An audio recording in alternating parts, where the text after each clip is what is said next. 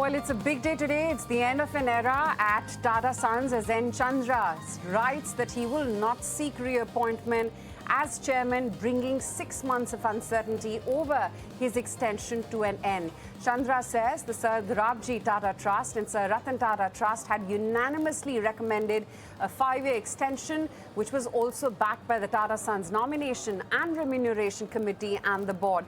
But the proposal was not carried through after one board member opposed it at the February 24th meeting earlier this year. He added that he deferred the decision in the absence of unanimous support. With no resolution after 6 months, he has now withdrawn himself from consideration and asked the board to finalize his successor soon. N Chandra has spent 40 years with the Tata Group and has led Tata Sons since 2017. His exit, of course, comes as the group executes across major semiconductors, electronics, aviation and automobiles. Tata stocks have reacted very negatively today, with TCS, Tata Motors passenger vehicle, Tata Consumer and Tata Steel all closing lower for the day. The immediate focus, of course, Sajid, I guess now shifts to succession at Tata Sons, with major strategic projects at very, very critical stages. The big question is, in fact, now I guess, is who is going to succeed N Chandrasekaran, and why his extension failed to secure that unanimous board support despite backing from the Tata Trust. And to understand what's next for the group and who can fill in Chandra's very large shoes, let me now welcome on board Suhel Seth, a long-time Tata Group associate. Suhel, welcome to ET Now. Thank you so much for your time today. N Chandra, Suhel, spent 40 years at the Tata Group and 8 leading Tata Sons. How do you assess his tenure, and what, according to you, will be that one decision that he's going to be remembered for? I think Chandra has been an exceptional Tata lifer. There's no question. An exceptional Tata lifer. Tata is in his DNA. He was Mr. Tata's pick, the Tata Sons board's pick in 2017. No question. I think the question you asked is, what will he be remembered for? He will certainly be remembered for something that he said and started to implement, the One Tata. He will be remembered for that for sure. He was an exceptional head of TCS following Mr. Ramdarai. I mean, a lot of people are making a huge shindig about this. I'm not, it's way above my pay grade to say what has happened. It's his decision. The reality is as follows. In July 2025, the trustees of the Tata Trusts said that we should extend the Chairman of Tata Sons' tenure. Okay. In February 24, 2026, the nominees of the Tata Trusts who were present at the Tata Sons board meeting raised some issues. It's all in the public domain. It's nothing that I know privately that you don't know or your colleague doesn't know. Those issues, centered around 3 areas. Number one, what is the business plan ahead for hemorrhaging the losses? Number 2, what are the issues that we must take on board? I mean, they must take on board in order to stem the losses. And Chandra at that point in time, as his statement very accurately reflects, Chandra at that time said, I do not want to extend or have my term extended if it's not unanimous. That is a Tata credo. That's how Tata people behave. They behave with dignity, with decency, as Chandra has. Now comes the next point. What will happen in terms of the succession? Look, let's reevaluate Tata Sons, okay, in a manner of speaking. The chairman of Tata Sons is the Bhishma Pitama. He's the guiding force. He's the person who sets direction. He is basically the moral compass of the group, which Chandra was and will remain till his term ends. The operating companies have always operated independently. They have their own boards. They're answerable to their own set of shareholders. So I don't see all this thing, oh my God, shares have come down, this has happened, that has happened. The problem with us is we're too quick to panic where there is no need of any panic. It's the same panic that I saw on the evening of October 24, 2016, when Cyrus Mistry was asked by Tata Sons board to step down because they had lost confidence in him. And everyone asked the same questions, my dear. You also asked the same question. What's going to happen? Who will take over? Chandra took over. Chandra took over because everyone believed, and rightly so, that he was the person who was best suited to take over the job of the chairman of Tata Sons. And I will say one thing about Chandra. I don't care about the surround sound, blah, blah, blah. It is personal dealings, in the way he comes across, in the manner in which he believes in the Tata Credo. I'd give him 11 on 10. That's the reality. Now, you can make what you want of it. You can create controversies where none exist. And I think, what he said, and let me tell you, it's not an easy job, yeah. It's a stressful job. To head Tata Sons is like almost heading, about 17 states clubbed together. And no, he wants to leave. He believes that, it should have been unanimous. And people are, quick to jump the gun saying, oh, this person is fighting versus that person is fighting. Afridi, we have made dead people fight in this country, yeah. Nehru versus Patel. So, this is not unique. So, my view would be, let's calm down. This is an inflection point in the Tata Group, and the Tata Group has seen many such inflection points. When R&D took over from GRD, everyone said, oh, how will R&D manage? What will happen to the satraps? When the satraps were asked to, step off because of age and, tenure, everyone said, oh my God, Tata Steel is finished. Narendran is doing a superb job. Before him, Nerurkar, before him, Muthuraman, before him, Dr. Irani. And then there was Rusi. Everyone said, oh my God, Tata Chemicals, finish. If the Darwari Seth is gone, kuch nahi hoga. No, I'm not saying people are indispensable, but I think Chandra, knowing the very little that I know of Chandra, he's been an exceptional leader, exceptional human being. He believes it's time to go, and we must respect that decision, because this is a decision mired in grace and dignity, unlike what his predecessor did when he took the House of Tata to court and had articles planted. You and I were both witness to that. October 24 at 11:45, Nitin Noria and R&D walk into his room, and the next day a 9-page letter goes out to the media. We weren't born yesterday, my dear. So everyone knows what was going on. And I'm telling you... I completely second that, Suhel, and I know that the script has... Noel Tata is a decent human being. And I'll tell you what Krishna Kumar said, Mr. Krishna Kumar, when we got the hotel back after 26/11, when we went to the grand staircase at the Taj Mahal, Bombay, and he says, see, there are no bullets. There are bullets around the founder's bust, but there are no bullets at the founder. The founder continues to bless this group as he will. So I'm saying, calm down. I know TRPs are important, news cycles are important, but this is a group that has outlived, many groups. And it's a group driven by a philosophy of empathy, of compassion, of dignity and grace, all four that have been vested in Chandra, as have been vested in everyone else, and hopefully will be vested in the successor.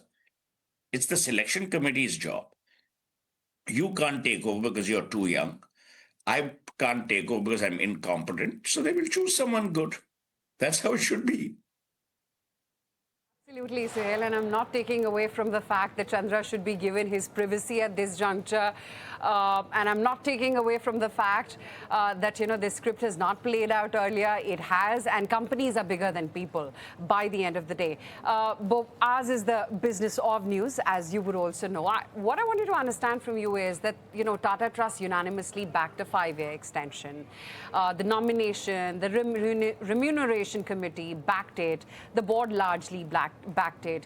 Yet one member's opposition was enough to stall it for about 6 months. What does that tell you about the governance equation between the trust and the Sons board today? I think that's an excellent question. So I'm a classicist as far as the English language is concerned. The board member did not oppose the extension. The board member said that we need clarifications, oblique answers to the issues that we have raised, that he has raised. So those answers, Chandra at that time also said, it's again in the public domain. It's not something that I'm telling you. Chandra at that time said, yes, we will get back to you with a presentation on all the issues that have been flagged off. Simple. There was no fight. There was no acrimony. There was no distrust. There was nothing. And my belief, Afridi, is in these things, you and I will never know what happens or what has happened. But I can tell you from the little that I know, the man that Chandra is, which is an impeccable, one of the most brilliant professionals. And from what Noel is, who is a Tata, who's served his life, in the house of Tata. You tell me what sense and what joy would it give anyone to create instability? And that's where I salute a Chandra. Because what he has done is he has said that, look, I want unanimity. And if you see his statement says that, look, this is what I believe, that I need to step down. And he will serve his term till February 2027 and step down. He has also said in his statement that, yes, I will work with my successor, or, a successor needs to be found, which the selection committee will do. You tell me, in 2010, Mr. Tata knew that he would demit office on December 28, 2012. Fair enough. The selection process began. In the selection committee at that point in time was Cyrus P. Mistry, Kumar Bhattacharya, R.K. Krishna Kumar, and one more person. I can't remember who. That committee met 6 people or 4 people. Then the committee decided that the best person at that point in time suited to be the chairman of Tata Sons would be Cyrus P. Mistry. And in November 2011, Mr. Tata made that announcement that he's the chairman designate. And R&T mentored him from 2011 to December 28, 2012. On December 29, 2012, Cyrus P. Mistry took over as chairman Tata Sons. From December 29, 2012 to Monday, October 24, 2016, R&T never stepped into Bombay House. Never. Even though he was chairman emeritus, even though he was invited for every meeting. This is why I'm saying, Afridi, this is a different kind of group. They're different kind of people. They're cut from the cloth of decency, dignity, and empathy. To compare this to any other would, to my mind, be doing a disservice to the House of Tata. That's what I think. Absolutely, I understand. But the business fraternity, Suhel, would wonder right now that the group is mid-flight on semiconductors, on EVs, on aviation, and Air India's turnaround, which has been a big overhang. All Chandra-led bets, right? How much continuity risk does this leadership vacuum sort of create for these projects in the near term? None. Let me tell you, this is a great question.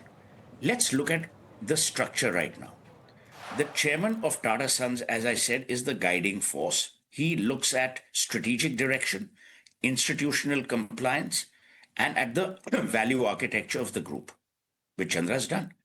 All the operating companies have their own excellent managing directors.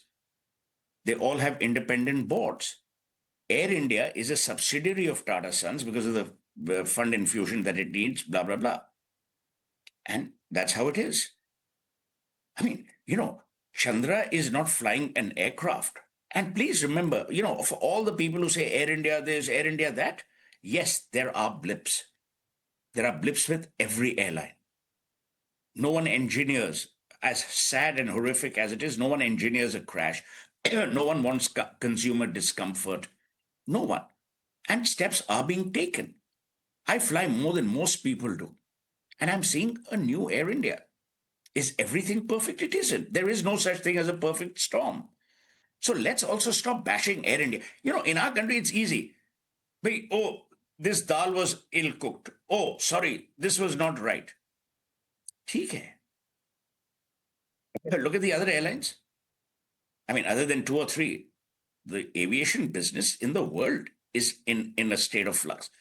Did Chandra or Noel Tata engineer the West Asia crisis? No. We had an insane man occupying the White House who did, which sent fuel prices spiking. Did the board of Tata Sons engineer an issue between India and Pakistan? No. Those jokers in Pakistan do not allow us to fly over their airspace, which means the routing is long, which means greater fuel consumption. These are real issues, Afridi. I'm not trying to defend anyone, but these are real issues. To then say, oh, everything is wrong, nothing is working. Oh, look at the statement Noel Tata made, qua the Tata Trust, about 5 days ago, where he said that Tata Trust wants to invest more and more in educational institutions and healthcare, something that R&T started with great flourish. I'm telling you, we are today on August the 12th, 2026.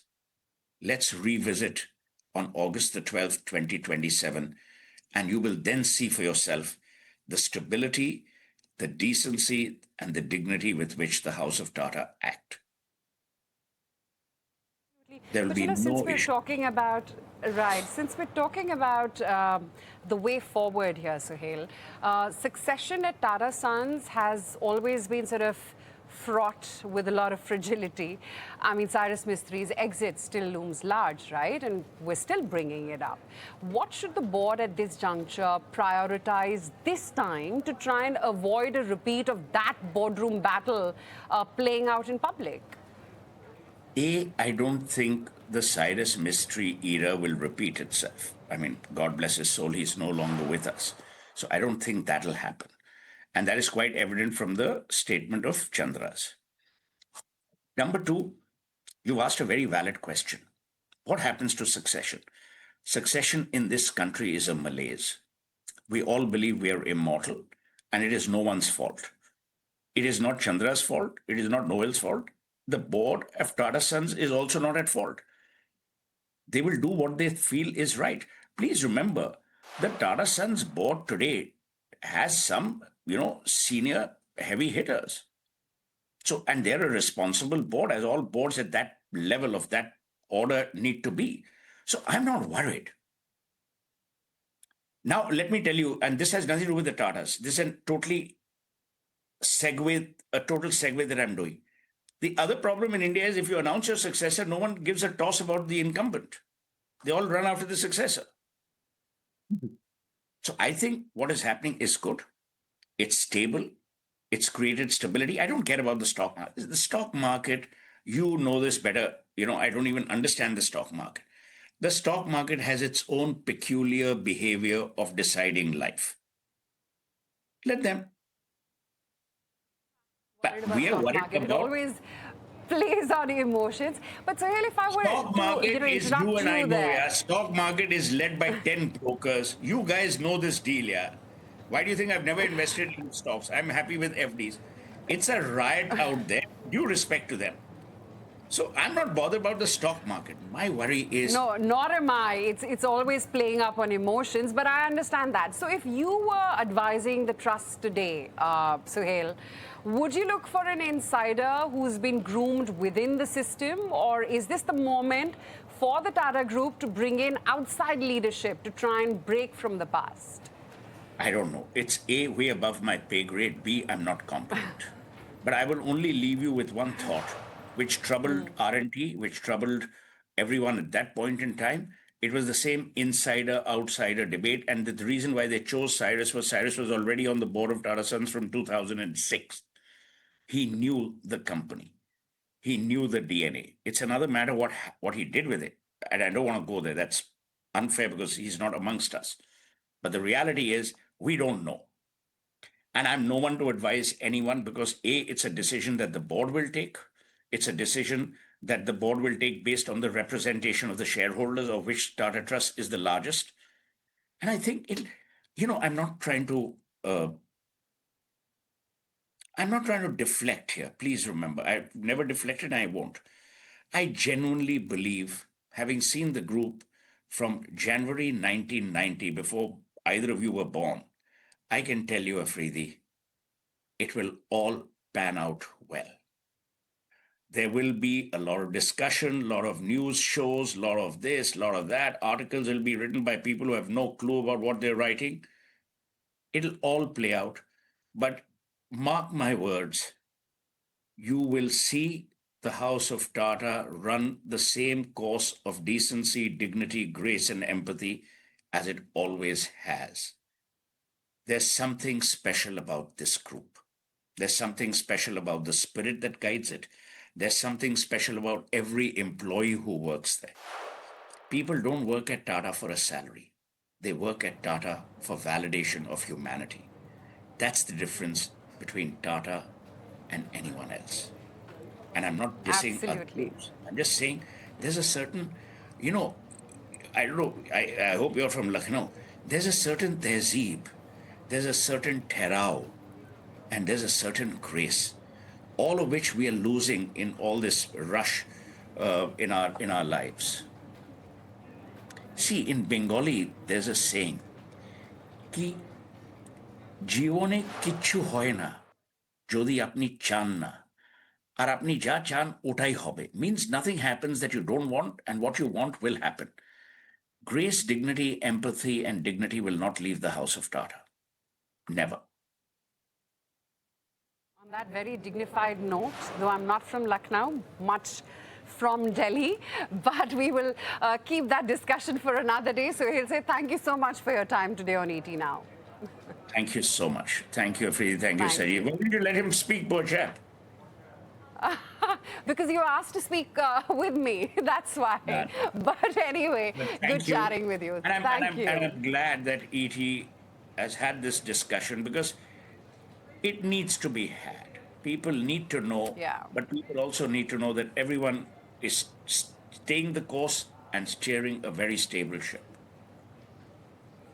Yeah, absolutely. But thank you, as always, for chatting with us. And I guess that is going to be the big debate today on dinner tables and evening coffee tables, right? Who next now, Chandra? For next few months till we get a successor. Till we get a successor. But what is the chatter, Sajid? Someone from the inside or someone from the outside? Within the Tata Group, as Suhel said, there's a lot of leadership which is there. And when Cyrus Mistry was removed and R&D looked for a successor, they looked within the group. And Tata Group has that thing, right? Tata Services, which is there. And there are a lot of CEOs who are coming, leaders who are coming from there. So there is a lot of leaders across group companies managing global level companies, and that could be one of them. And in a very, very challenging time. Yes. Look how the world has evolved in the last 1 year. In fact, on that note, we're going to take a very quick break. When we come back, we'll analyze what the group has achieved in the tenureship under, of course, N Chandra, and yes, what the stock market verdict and reaction has been to this very moving news.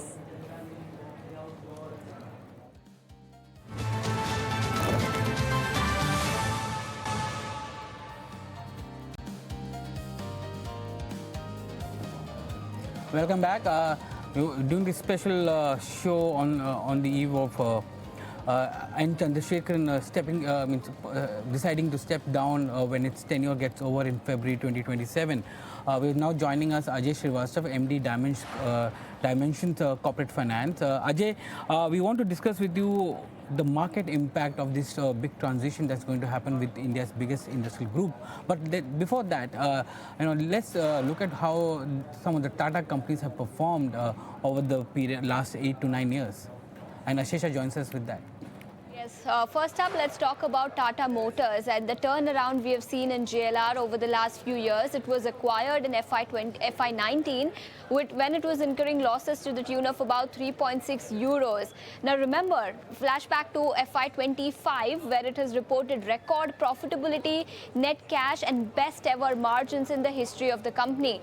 In fact, the target for FY29 that Tata Group has set for JLR is to become net debt free, and 5 5 lakh crore Indian rupees of revenue for FY29. So that's as far as JLR is concerned. Let's also put the spotlight on a couple of other companies and the kind of transformation that we have seen under N Chandra's leadership. And let's talk about a Tata Consumer in that case, where it was earlier largely a broader FMCG platform, but now the company is focusing on debt reduction. It is also focusing on India operations as far as Tata Steel is concerned. They've expanded Tata Consumer Products. Tata Steel is doing good. Of course, Europe continues to remain a concern for Tata Steel, but otherwise, deleveraging continues to remain a key focus area. Let's also talk about group restructuring. Remember, Tata Motors, CV and PV was demerged last year. That was a big group level restructuring that we had seen. Tata Capital IPO in 2025 was another big trigger for the entire group. And other than that, they've also forayed into semiconductors with a total investment of about 1.2 lakh crore rupees. And they've also entered into several other new businesses over the last few years, whether it is semiconductors, iPhone manufacturing in India, and so on and so forth. Let's also talk about Air India then. Remember, it was originally founded by Tata Group earlier in the 1980s. In 2021, Tata again won the bid for Air India. In 2022, Tata Group completed the takeover of Air India, but reported losses in 2026 stood at about 22,000 crores. So the turnaround for Air India clearly has been slower than what the street was working with. The crash that happened last year in June exposes operational challenges and the reputational risk that Air India faces even today after being reacquired by Tata Group. So the turnaround clearly has been slow, and the group and Air India in particular continues to incur losses despite the turnaround that the company has been doing. Let's also talk about a couple of other ventures then, and let's start with Tata Digital. About 5,000 crore of loss is what it incurred in FY26. Losses continue to widen. It continues to burn cash as far as Tata Digital is concerned.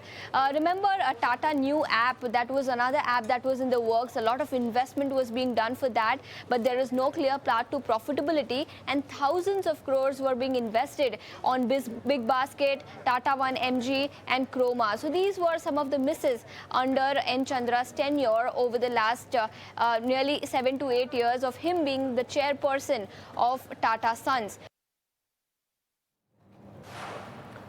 Thanks, Ashisha, for that update. Ajay, how do you look at this transition? Is it going to be a little more chaotic, in your opinion, from a market's point of view, and the markets will be watching out for who will be the next successor of N Chandra? I think markets, companies will continue to perform, and they will reward what is the fundamental performance. I don't think so. It's going to be a great difference to a shareholder of a Tata Steel or a Tata Motors or a Tata Consumer to say that there's a elevation, a change in the Tata Sons. Because at the end of the day, I think change is always good. And now that we have a person who is going to go out in 2027, no new person is there. Each of the MDs of the companies will be far more flexible, far more independent, and they will do a much better job. I think it's going to be, if you ask me personally, change is good. Gentlemen had done a decent job for Tata. There are pluses and minuses like all of us. Lots of minuses because, and I'll come to that I think it's a great thing because he's very good. You should not say anything bad, but the fact is, today Tata Group is positioned in all the smokestack industries, all the old versions. In the new age, they have been found wanting completely. They were in telecom, they're no one. They paid from 50,000 crore compensation, they are nowhere in telecom. They're nowhere in infrastructure at this point of time. They're nowhere in digital space. They're nowhere in, in the retail space. They wanted to get into quick service and so on and so forth. They are not in that space. They're not in semiconductors. So at the end of the day, if you look at the positioning of the group today, it's heavily skewed towards a Titan, a Trent at this point of time, two successful, very successful ventures. Tata Consumer, little bit. Rest are all mediocre. Look at other steel companies that have gone way ahead. Look at other commodity companies gone way ahead. So I think, let's put it this way. I think this will give a lot of chance to the MDs of each of the companies to go and show what they can do without the meddlesome on the top layer of the company. So, and I think it's going to be great, to my mind, a great positive for all the listed players in the market, because they'll get some freedom till a new person comes in, put some controls, For 2 to 3 years, I think freedom is there for all the listed companies, and they will do a lot better. And I can promise you that much. Oh, yeah, absolutely. I mean, it's not like this script has not played out with many other groups before. But Ajay, what will make the street happy? An insider, getting the bump up, or someone completely anew that the group now entrusts with the chairmanship? I think what will make the street happy is not that insider versus outside. If it's an insider, it's fine. There's no problem at all. I think the key issue is, will they let the new person let the companies perform, or will they run these companies for milking them for dividends? Because that's the major difference. Because if you let these companies perform and independently, and that is where the failure has been. So if you look at Tata's, they started so many new activities, in the digital space, semiconductor, retail, but they never raised money. They raised money only in one small company called Tata Capital, which is one of the smallest NBFCs equivalent in the country by and large today. The whole equity boom passed them by. They never raised any money. So when they want to fund an airline, or when they want to fund a semiconductor, digital, whatever it is, it was down to get the dividend out from the operating companies. I think if the new person comes in, has more orientation towards capital market, raises money from outside rather than just milking dividends, I think you will find our companies doing very well. So it's not about insider outsider. The philosophy of milking for dividends versus letting companies grow with the money they have, I think that will change the dynamics for the companies and for the shareholders of the companies. So insider outsider not relevant. Relevant is, will you still milk me for dividends, or let me grow at my own pace? Ajay, we were discussing this question with Suhel Seth as well earlier, who is a long-time Tata trustee. The group is sort of mid-flight, if you will, on semiconductors. That flight has just about taken off for them. EVs, aviation, and of course, Air India's turnaround, which is sort of, long in the waiting. All Chandra-led bets, if I can call them that. How much continuity risk does this leadership vacuum, for now, create for those projects in the very near term? See, I think there will be reevaluation. Of course, there has to be, because you can't run them the way you're running them today. It's impossible. You can't fund them the way you're funding it today. That's impossible. So there will be a reevaluation. And I think that's, again, I said, more sense will prevail, because, when legacy moves out, you have freedom to explore options. You're not in the defensive game. Why I set it up? What were the expectations? What is the, what were we supposed to achieve? How are we going to fund it? I think it's a blank slate for the management, for the board at this point of time, and say, okay, guys, we are here. We have no legacy left. Gentleman who set it up has moved or will move on. How do we position ourselves for the future? Where do you raise the money? So I think there will be evaluation. And I think some of the ventures, perhaps, if they can, they will definitely get rid of this big basket retail kind of stuff, because they're far too small, and they don't have the appetite or the money to fund it. But I think semiconductors, Air India is there for them. Nobody going to take them off their hands. They need to run it at the end of the day. With great difficulty, the government of India gave it to them. Now nobody's going to buy that from them. So I think Air India is a given.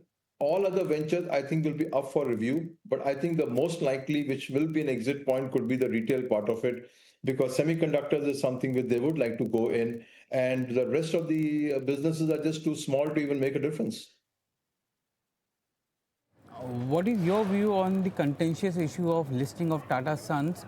Is that something you think could happen from a street point of view? And if that happens, how does this change the dynamics? Oh, it changes dramatically.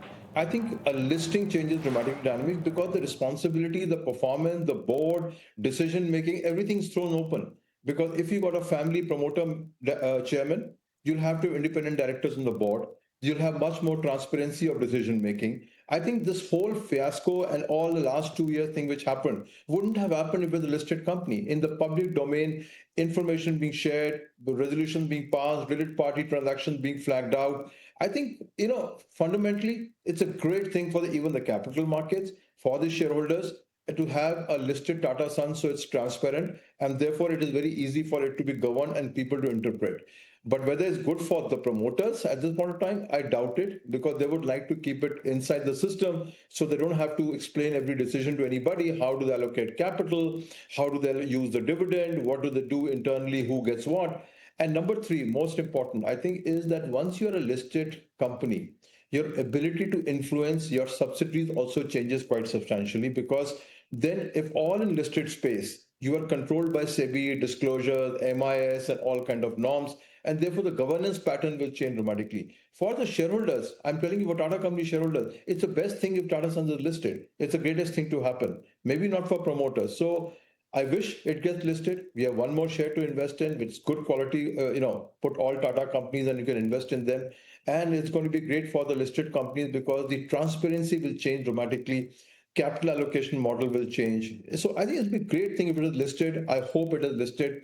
And the era of closed door, family owned holding companies taking private decisions gets over.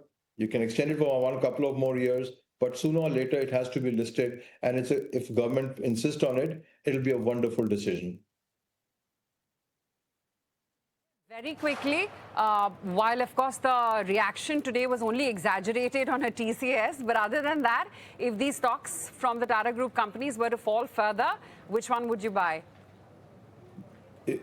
I just told you I don't buy smokestack industry stocks. I'm done with them. It's over and done. But I think broadly speaking, I think the fact remains that irrespective of the change, you saw how the two flagship stocks, the one Titan has performed. Everybody has seen how it performed. It's a great story. It's a great business and they built it up very nicely. So it's not about, just which one would you buy. I think I would say as a cohort, all of them would do well in the present scenario because the new guy has to bring energy in the system and says, sort out Europe in Tata Steel, sort out the growth issues, get this. You are in Tata's EV, they have got left behind in the EV space, they're not there, ancillary, they're not there.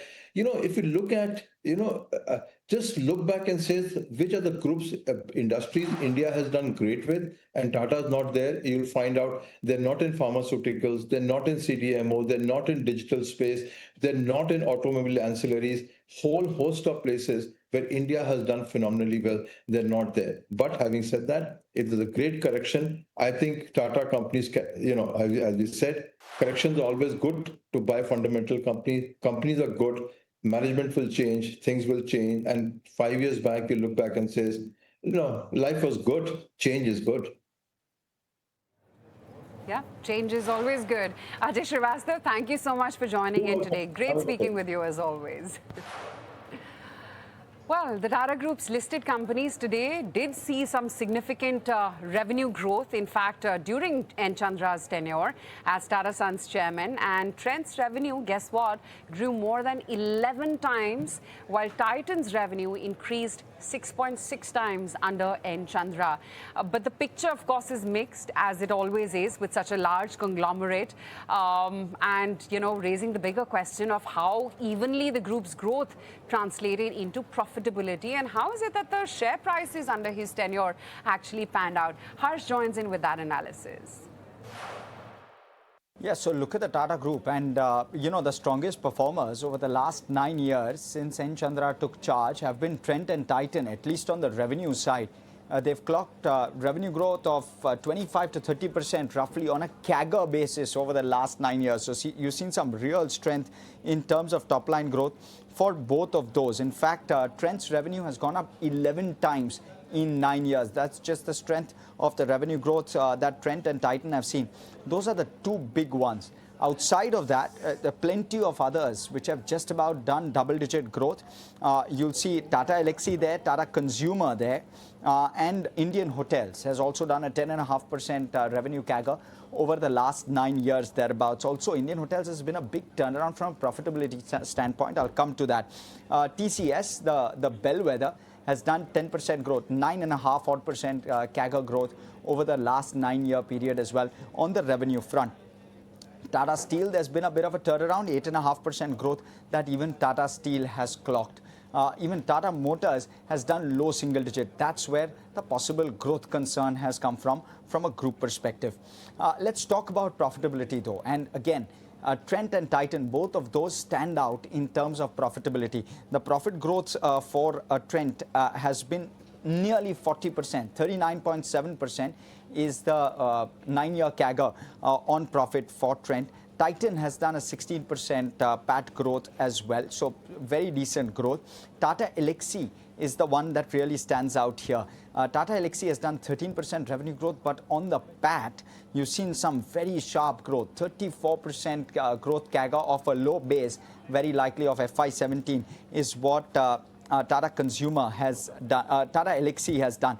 Tata Consumer has done 14.5% growth CAGR over the last 9 years, and TCS, which is the bellwether, has done 7%.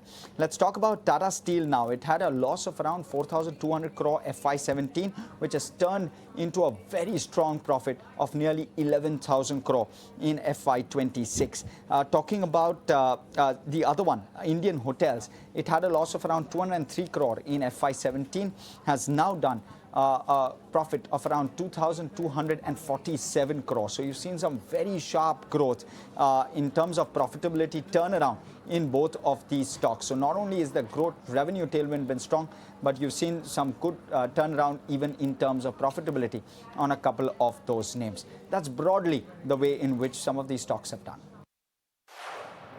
Thanks, Harsh, for that perspective on how the revenues have grown during the tenure of N Chandrasekaran. But we also caught up with Mukund Rajan, who's a former brand custodian of Tata Group, to get his perspective on Chandra's resignation. In fact, he's stepping down from February 2027, and please listen to what he had to say.